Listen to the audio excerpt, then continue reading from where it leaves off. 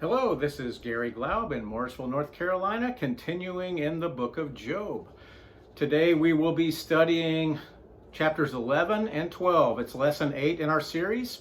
And in this one, we see the initial response from Zophar.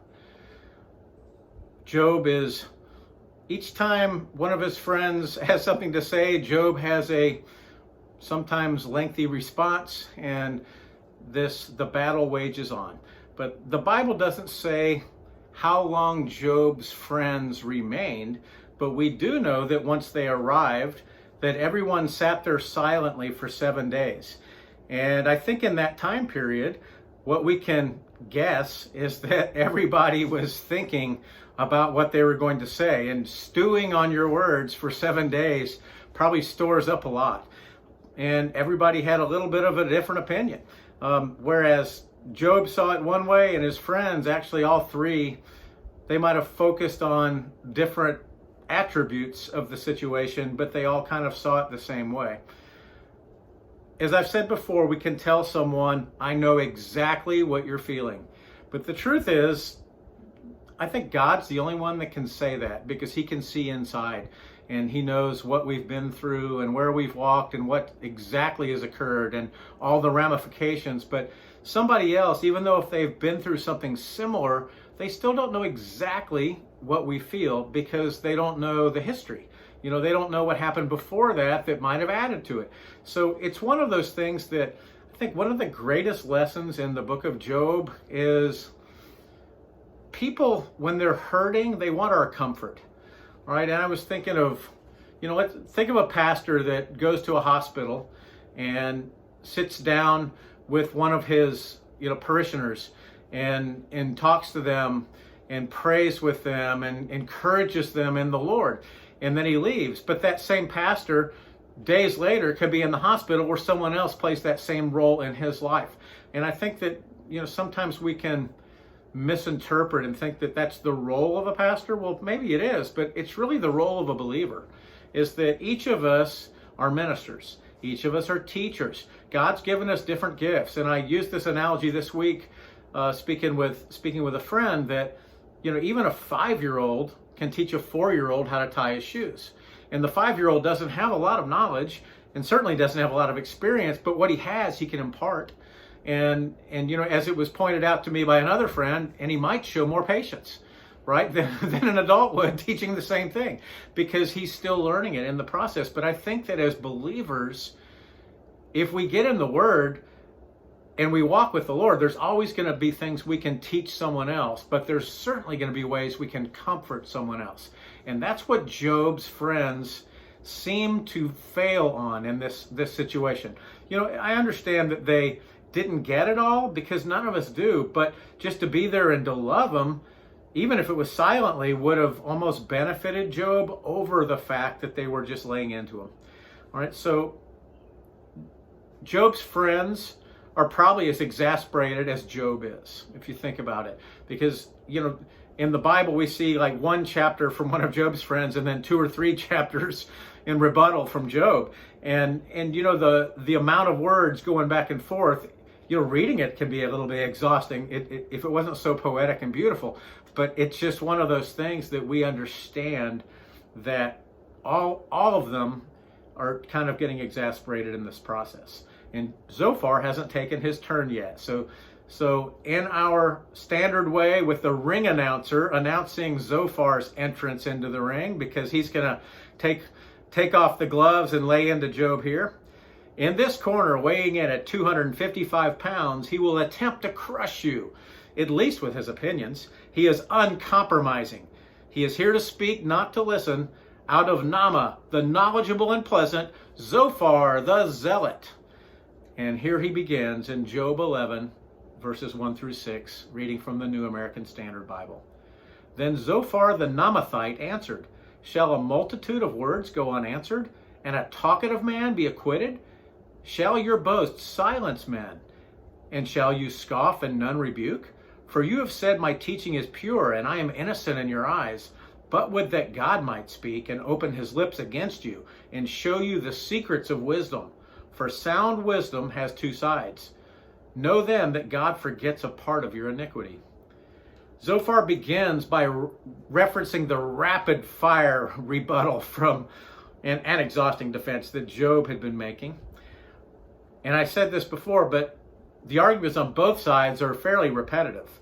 And if not for how poetic and beautiful they are, we might just shut it down a little bit. The NSAB, the New American Standard Bible, interprets this as Zophar calling Job a talkative man. But really what, in the Hebrew, what he's saying is you're a man of lips. Or it's like Job used to be a man of action, but now he's become just a man of lips. All he does is talk. No talk, all talk, no action is what Job has become in the middle of this, which is a little bit frustrating, all right, if you can think about it. There's so much talking going on. And Job defended himself after each time that they spoke and said twice or three times as much. And it made me think about rebuking a fellow believer, right? It's a lot easier to do when we're rebuking someone that we have mentored, right? We have this experience where maybe we've led them along the way and helped instruct them in the Bible and aspects of their life. And there's this trust that's built up where they're actually looking to us for rebukes. They want that leadership. They want someone that they can have speak into their life. But think about it, what happens if we flip-flop that. Let's say the person that's doing the rebuking is the one that is rebuking their mentor. That's a little bit more dicey. It's a little bit more suspect. And it made me think of in the Bible, if you think about the disciples that walked with Jesus for the years of Jesus' ministry. And then Jesus is crucified and they're left as if a sheep without a shepherd. And then Paul enters the picture. And Paul, at the time that they were walking with Jesus, was out to kill the Christians. You know, he was holding the cloak when Stephen was martyred and became the first martyr.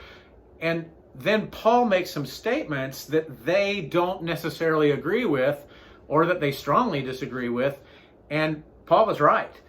And so it doesn't always have to do with knowledge comes from age and experience. Knowledge can also come from just a close walk with Jesus and the ability to speak truth. And so looking at this situation, though, I'm just going to guess, and it's just a guess. It's like I know nothing from being there, but Job, if God's called him the most righteous man on the earth, and God is bragging about his righteousness, it's very likely that Job had instructed these men at times in their lives, had led them in their lives. And so now here, it's flipped, right? Where they're trying to instruct Job. And again, it's not that the words they're saying typically are wrong. In fact, their words are based on God, and typically they're right in most situations. But the problem is they're speaking for God and attributing all Job's suffering to Job's sin. And they're not aware of what sin that might have been, but they're misattributing it. They're not sure. Right? And they shouldn't be speaking for God. That's their biggest mistake. For those who have read the book of Job before, the statement here, verse 5, that all wisdom has two sides, and if you gave God the chance to speak, he would set you right, is fairly interesting. Because at the end of the book of Job, God does speak, right? And he does set all four of these men right. And Job, the least of them, I think, but he's just but all wisdom has two sides. It just made me think of, what we're going through today, is that if God has us in any situation, it's for at least one purpose, if not many purposes.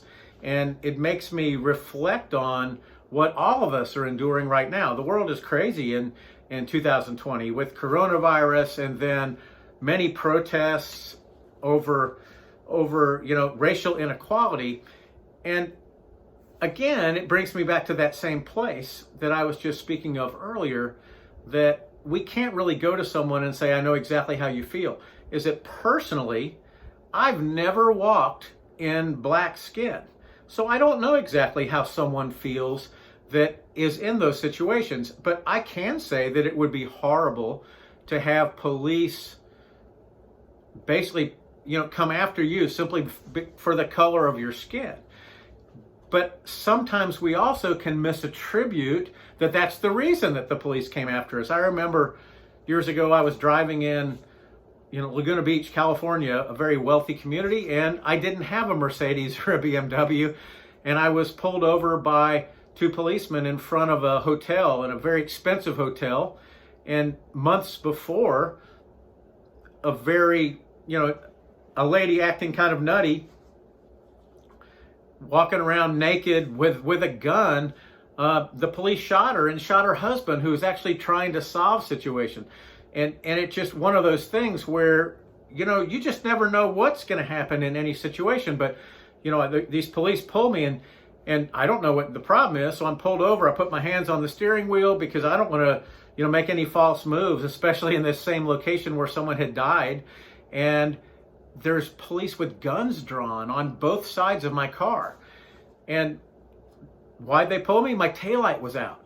It would have been easy for me to, yell at them, question them how ridiculous this is to be pulled with, guns drawn for my taillights being out. But, the better way of me handling it was just to be respectful and walk away from it. But, we don't all understand what someone else is enduring. And I think that's kind of an important thing to notice, in that we can't tell someone that we know exactly what they're feeling. We can comfort them, we can love them, but we're in this crazy world right now, and there's a lot of suffering, and everyone's suffering. But don't forget that God has a purpose and a plan. God knows what's going on. God knew this was going to happen, and He's going to use this in the lives of believers for His good, for our good, and for His glory. That's how God operates. All right? Speaking wisdom is important, right? But it might not have much of an effect if the person hearing the wisdom isn't listening. And I just think that that's another thing. Even if Job's friends here did have something that Job needed to hear, it reached a point where I think Job shut him down. Personally, I pointed this out last week, but who was it? Was it Bildad? When Bildad said, basically all 10 of your children died because of their sin. Personally, I think I would have shut down then. I would have stopped listening to him. It's interesting how different this section is in the New King James as well. Instead of stating that wisdom has two sides, it says this in Job 11:6, that He would show you the secrets of wisdom, for they would double your prudence. Know therefore that God exacts from you less than your iniquity deserves. Job 11:6.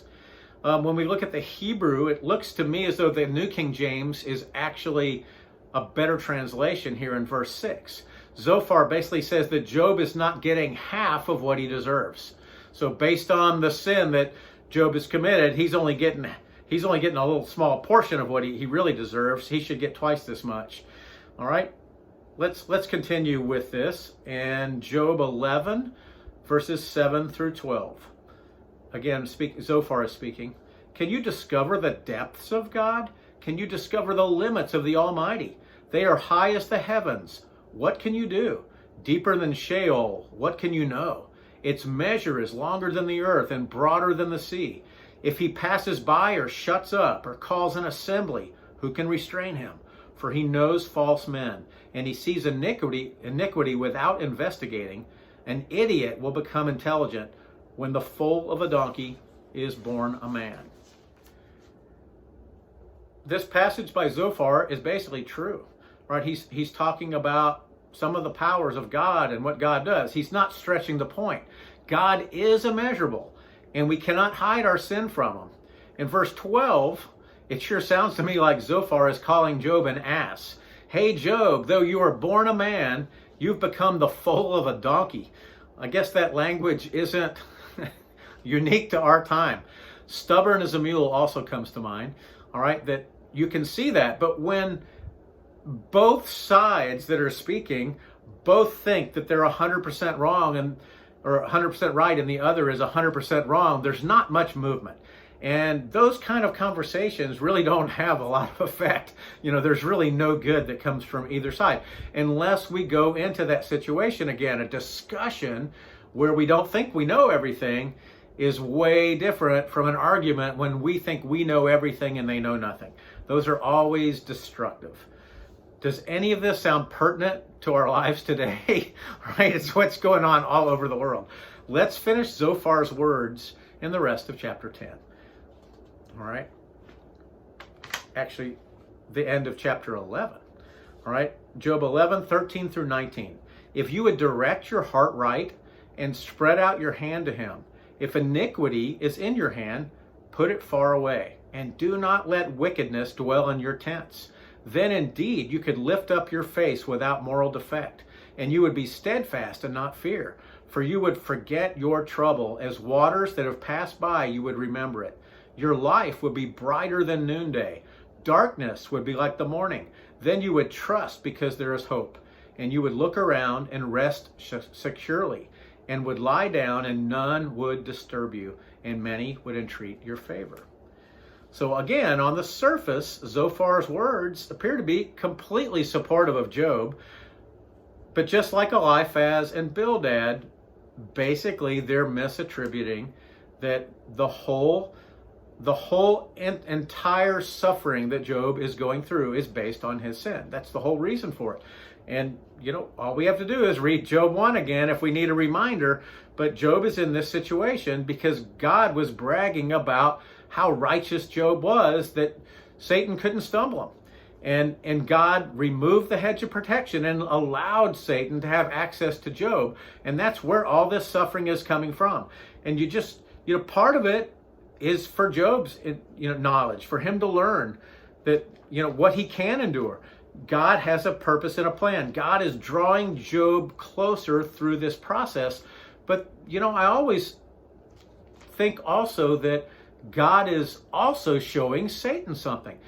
Satan isn't God. Satan doesn't know everything. So this is instructional for Satan that when I say something, I mean it and I know it. And Satan can guess, and Satan can trip us, and he can do lots of things, but Satan can't predict. He doesn't know what's going to happen, right? He might feel all high and mighty, but it's his pride that knocked him out of heaven to begin with. And that same pride has Satan thinking that he knows as much as God does.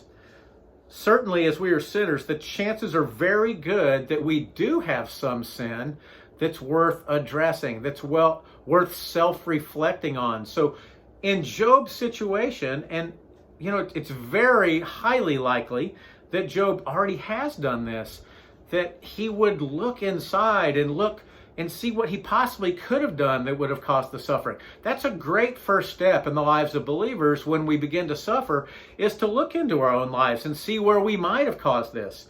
But it might not have anything to do with us.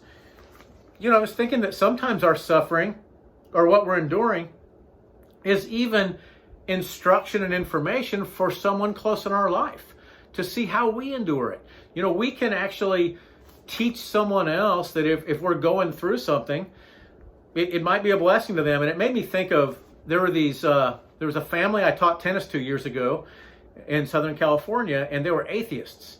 And a group of us, a group of men, we'd go up in the summer to Mammoth, and this family would allow us to stay in their condo. And for free. It was a beautiful place on the ski slopes, and they didn't use it in the summer because there was no snow to ski on. So they gave us a key. We could go up, and they only knew me, but we'd go up and have Bible studies and fellowship. But while we were there, we were praying for this family, and they were all atheists. And, I continued to, talk to them sometimes when the door opened about Jesus. And I remember the wife one time when she came to me, and I didn't have much. I was struggling financially and going through some pretty tough times. And she said, you know what? I'm no longer an atheist. And this was about a year after these men and we prayed together for this family. And she said, I'm no longer an atheist. And I said, what happened? And she said, we've lost 3 of our homes, and we've been going through so much. And I just thought about how much that you've endured and how little that you have, and you still walk with so much joy. And I've finally realized that joy doesn't come from money. It doesn't come from finances and things. If you have this joy, there's something in you that I want. And it's like, wow, it's like maybe God had me enduring some of those things just to speak into that woman's life. And at the time, I wouldn't have thought that. I was belly aching. Why me? This isn't fair. But at the same time, maybe I put on that, smiling face, and it affected her in a deep way. And that's sometimes what our suffering can be for. Anytime we're suffering, it's great to do some self-reflection to see if we've caused it. We might have broken a relationship through an argument. We can't unsay what we've already said. All right, but we can apologize and we can go to that person and ask for forgiveness. And whether or not they forgive us is on them. It's not up to us. We have to do our part. We're not perfect. Christians aren't perfect people. Christians are forgiven people. And what we're called to do is to ask for forgiveness. And I'm guessing at the end of the book of Job that Job's friends certainly asked for his forgiveness. All right. I was also thinking of John Donne's line that no man is an island. All right. If any man was an island, there wouldn't be many disagreements, but there would be a whole lot of loneliness. And this life isn't meant for a person to have Jesus in their heart and then sequester themselves in a monastery where they can't speak into the lives of the people around them. We're all walking difficult paths. We all have things that we have to endure. And as a believer, we need to be there for the people around us. That's part of loving your neighbor as yourself. And what Job's friends did to drop everything and go to Job, I'm sure they were proud of their response of like, our friend is suffering and we ventured from far away and we sat with them for 7 days. And who knows how long they stayed, but where they missed was just giving him comfort. I think that's the most important thing that we can bring to a friend or family member that's suffering, is to bring them comfort. Probably they thought they were doing him a big favor, but it doesn't sound like Job would feel that way. Job was feeling like, here I am going through all this mess and you're adding more of a burden onto me. More of a burden. You're putting me in much more pain than I was in before, right? That's a tough place. So let's go into Job's response now in Job chapter 12. And I think Job's going to go for 3 chapters here, and we're going to cover one of them today. Job 12, 1 through 6, New American Standard Bible. Then Job responded, "Truly then, you are the people, and with you wisdom will die. But I have intelligence as well as you. I am not inferior to you. And who does not know such things as these? I am a joke to my friends. The one who called on God, and he answered him. The just and blameless man is a joke. He who is at ease holds calamity and contempt. As prepared for those whose feet slip, the tents of the destroyers prosper, and those who provoke God are secure, whom God brings into their power." If you think sarcasm is something new, all you have to do is see this. You think that wisdom is going to die with you? It's like, wow. When you guys die, there's not going to be any more wisdom left. That's all there is. That's as sarcastic as it gets. Job believes that all of the statements that his friends have made are things that he already knows. But he knows one more thing that they don't, that he did not create this with his secret sin. All right? Do you think this would have gone any better if Job's friends were just encouraging him with Bible verses? There wasn't a Bible yet, so they couldn't have done that. I don't think so, because they probably would have been misapplying those verses to the current situation, so it wouldn't have done any good anyway. They've just created this divide between them, that there's not much agreement on any side of why this is happening or what should happen afterwards, all right? One very important thing to notice, though, is that Job's friends focus on a God of law instead of a God of grace, all right? The Old Testament was all about the law. The New Testament is about grace, right? There's a huge difference there, is that you think about the Old Testament and all the actions they had to go through via the sacrificial system to cover sin, whereas as believers, Jesus carried our sins. He removed them. He forgave our sins as long as we go to him as our Lord and Savior and ask for that forgiveness and walk away, right? Walk away from our sin. All right. There's one of our great advantages of coming to know Jesus in the days after Jesus died on the cross. All right. I was also thinking that, the situation with Job and his friends reminds me of what happens if we back a rabid dog into a corner. Shouldn't surprise anybody, the dog's going to bite. Doesn't have any way out. Doesn't have a choice. And I really feel like Job's friends have backed him into a corner here, and that Job is biting back at them. And I've said this before, but the saddest part is I really don't think Job would have made that step into self-righteousness if he wasn't being forced to defend himself. Right? He was standing on the righteousness of God, but with his friends questioning him, accusing him, all of a sudden he got his danders up and he started to get pretty proud of who he was and what he'd done. All right? We shouldn't be justifying ourselves, because then we're no longer justifying God. And that's an important place in the lives of believers. Let's finish chapter 12. Verses 7 through 12, Job 12, 7 through 12, New American Standard Bible says this: "But now ask the beasts, and let them teach you, and the birds of the heavens, and let them tell you. Or speak to the earth, and let it teach you. And let the fish of the sea declare to you, who among all these does not know that the hand of the Lord has done this? In whose hand is the life of every living thing, and the breath of all mankind? Does not the ear test words as the palate tastes its food? Wisdom is with aged men. With long life is understanding." In this passage, Job is basically telling his friends that they don't know as much as they think they know, and even the animals know as much as they know, right? But here we see that interesting thing where Job almost seems to be saying, everyone knows that I'm in this situation because of my sin, when the truth is, that's not why he's in this situation. All right? That's the one thing they agree on, and they're both incorrect. I think that's pretty interesting. All right? The animals might have more understanding than he does. Two sections in Romans come to mind. Romans 1, verses 20 through 22 says this: "For since the creation of the world, his invisible attributes, his eternal power and divine nature have been clearly seen, being understood through what has been made, so that they are without excuse. For even though they knew God, they did not honor him as God or give thanks, but they became futile in their speculations, and their foolish heart was darkened. Professing to be wise, they became fools." It's one of my favorite passages. First of all, we can see God through his creation.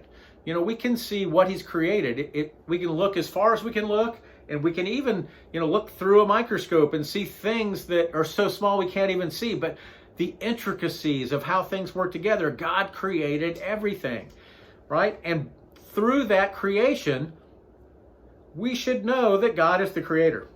We should look for him. There's lots of people that point to a giant explosion occurring that created all this, order coming from disorder, right? It doesn't even fit the laws. The second law of thermodynamics is the law of entropy. And all I have to do is look in a mirror and see my decaying body to know that entropy exists. But these people believe that this order comes from disorder. There's this primordial ooze becomes a rock, becomes a human. This is crazy beliefs. It's crazy stuff. But when we start misattributing the creator, right, I think that is Satan trying to trick people into not understanding who God is, or acknowledging God, or reflecting on the power that he has and the amazing gift that someone that creates something this amazing and beautiful loves me individually, loves me, wants a relationship with me, tiny little me. That's an amazing gift right there. God has created it all, and that includes the animals, the rocks, the world, everything here. So then let's the other verse, Romans 8, 20 through 22 says this: "For I consider that the sufferings of this present time are not worthy to be compared with the glory that is to be revealed to us. For the anxious longing of the creation waits eagerly for the revealing of the sons of God. For the creation was subjected to futility, not willingly, but because of him who subjected it, in hope that the creation itself also will be set free from its slavery to corruption into the freedom of the glory of the children of God. For we know that the whole creation groans and suffers the pain of childbirth together until now. When Adam and Eve sinned, it changed all of the world. They lived in the Garden of Eden in perfection, absolute perfection. God created us perfectly, but then sin, our choice to sin, changed everything. It didn't just change man, but it also changed all of creation. And think about what one of the responses is, that man must toil by the sweat of his brow. Women must suffer through childbirth. There's aspects of those sins that still affect us to this day, continue to affect us. But the part here that's interesting is that it affected all of creation. Even the rocks cry out to be restored to perfection, right? We look at something beautiful like the Grand Canyon. There's so many places we can look at on this earth, but they're still the result of sin. The Garden of Eden had to be just glorious, much more beautiful. The same thing with animals, right? The animals, they're aware of the Creator. They cry out for that time when perfection will be restored, when the King of Glory enters, all right? So I think that's kind of an interesting thing when we look at the animals, and Job saying that the animals even know. I think the animals probably know more than we think they know. I think that, animals might be aware of the Creator more than many people who walk the earth, all right? Again, when we throw that pebble into the calm lake and the pebble is sin, the ripple effect, the ripples go everywhere. And that's what happened with the sin of Adam and Eve. Those ripples still exist today. The consequences of sin continue. Wisdom is knowing that the only solution is God, right? Professing to be wise, they became fools. Thinking that they had an idea of how, scientists can study this forever. They still don't have an inkling of what God has done, right? They've become fools. And thinking that they're the only solution is certainly not wisdom. The Psalm tells us that a fool has said in his heart that there is no God. That's the opposite of wisdom. All right, I was thinking of the difference between knowledge and wisdom. And wisdom is knowledge that comes from experience, or it's also the ability to apply knowledge, right? And a lot of times you see it in an older person. And you would think that Job's friends that have come to him are filled with wisdom, but they're not. They're filled with knowledge and they're filled with words. And a lot of those words are just empty, right? We see a lot of that today. That people that feel so much, they know everything about what's going on when they still don't have a clue. Only God does. Only God knows and understands every single situation. All right? Wisdom is the ability to apply these facts. And it's certain that Job, Eliphaz, Bildad, and Zophar all gained much knowledge through the events of the book of Job. And my guess is after the book of Job, they had a lot of wisdom to apply and speak into the lives of others. And I think that as believers, we can learn from the book of Job and speak wisdom into the lives of people that are suffering right now. Suffering is all around us. This is one of those strange times when it's not remote to a certain location. All of the world is going through suffering right now. And there's fear. There's just people not knowing where to turn. There's one answer. There's one answer. Jesus Christ, as Lord and Savior, is the answer to this, right? Verse 18 can be applied very well today, right? From that verse, and let me just highlight that one again. And verse 18 says, "For I consider that the sufferings of this present time are not worthy to be compared with the glory that is to be revealed to us." As believers, don't worry. You have a future and a hope. But for people that aren't believers, there's only one solution. There's only one solution. Give it to God. Is the suffering worth it that we're going through right now? It's absolutely worth the hope of glory of what we have next. Nothing compares. So don't major in the minors. Don't let this stuff get you down if you have Jesus as your Lord and Savior. right? It's the firm foundation that you need to be standing on. Next week, we're going to see more of Job's point of view. God bless you. Gary Glaub from Mooresville, North Carolina.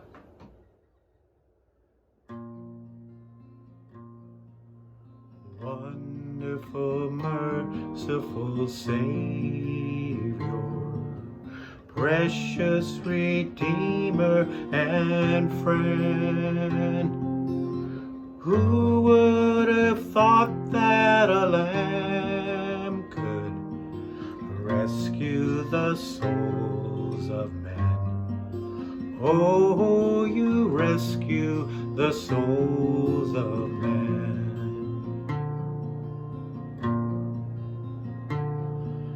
Counselor, Comforter, Keeper, Spirit we long to embrace.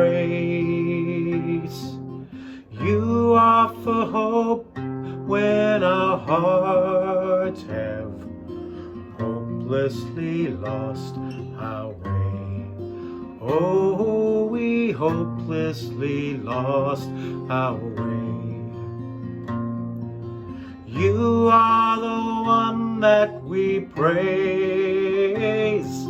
You are the one we adore.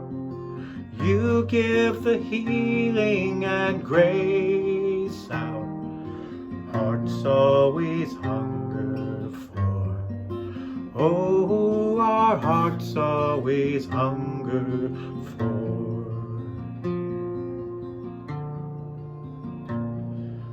Almighty, infinite Father, faithfully loving your own, here in our weakness you find us, falling before your throne. Oh, we're falling before your throne.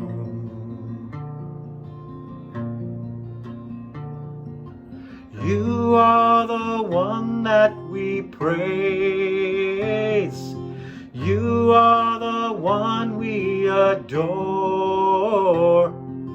You give the healing and grace our hearts always hunger for.